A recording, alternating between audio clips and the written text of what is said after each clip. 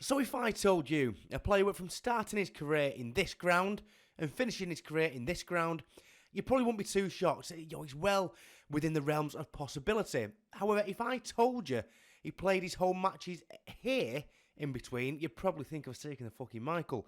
That can't be right, but indeed it is.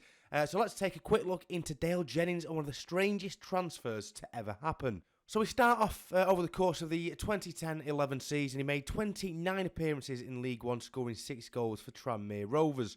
Agile and quick, Dale Jennings was used fairly frequently across the front line. His 2-footing has seen him deployed on both flanks as well as centrally. He was compared to the likes of Frank Ribery and Joe Cole in his younger years and was gaining rapid interest from the Premier League and teams abroad.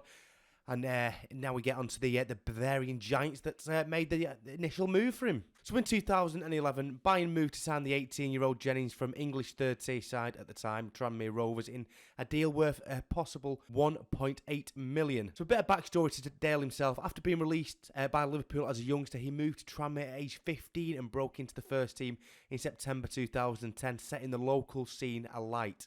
The deal with Bayern eventually went through, Jennings signing with Bayern as the same summer as one Manuel Neuer, if you've ever heard of him. So while the Germany number one went into the Munich first team, the young Englishman was assigned to the second team, playing in Germany's fourth tier to gain experience, obviously a bit of confidence in a new culture.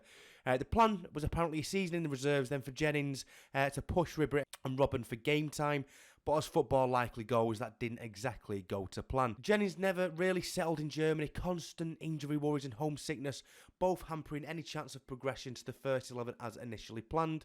He told the BBC in 2018, I tried to learn the language, but for 6 months I really struggled. I felt like he was affecting my play and I was too worried trying to learn German rather than putting performance on the football pitch in. It got a bit too much for me and the club told me to just concentrate on my football. However, the scale of Jennings' injury troubles, as told by the man himself on a podcast earlier this year, were quite staggering, and even at the early stage of his career, to the extent that he almost failed his medical at Bayern. He said in an interview, I had a hernia on my groin, I was out for 3 months after signing for Bayern, then did my other side. Then I did the ligaments in my ankles. It was a bit of a nightmare in the first year, which I think is a bit of an understatement.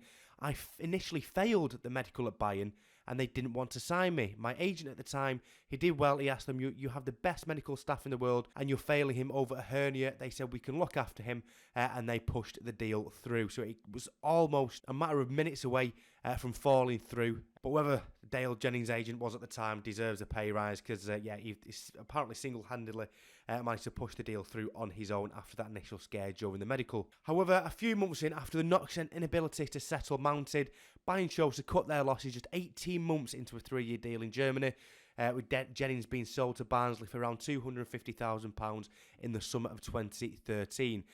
So moving on to his career obviously back in England, he played 50 games across 2 seasons in Yorkshire before injuries took their toll again.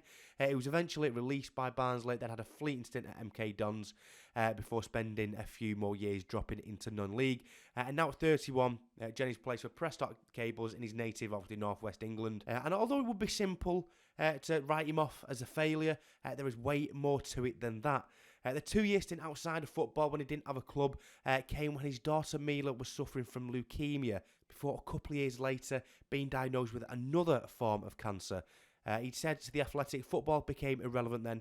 We went through these 2 horrible years. She fought and got the all clear, and then 2 months later, she was diagnosed with a Wilms tumour in her kidney.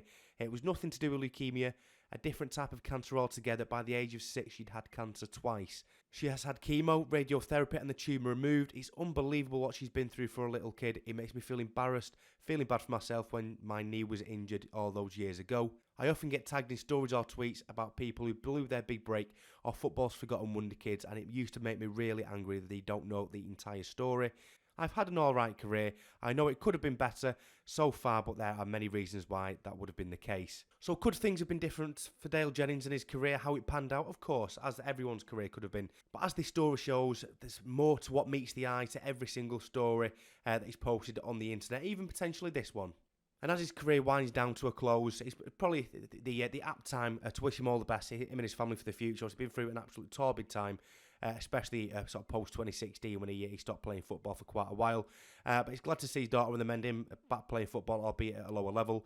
But yeah, it just goes to show that there's more than meets the eye in these situations. But regardless, I hope you've enjoyed the video. Thank you very much for watching either way. If you want me to cover a topic next, drop a comment, let me know what you want me to cover, and I'll see you guys very soon. Take care. Bye-bye.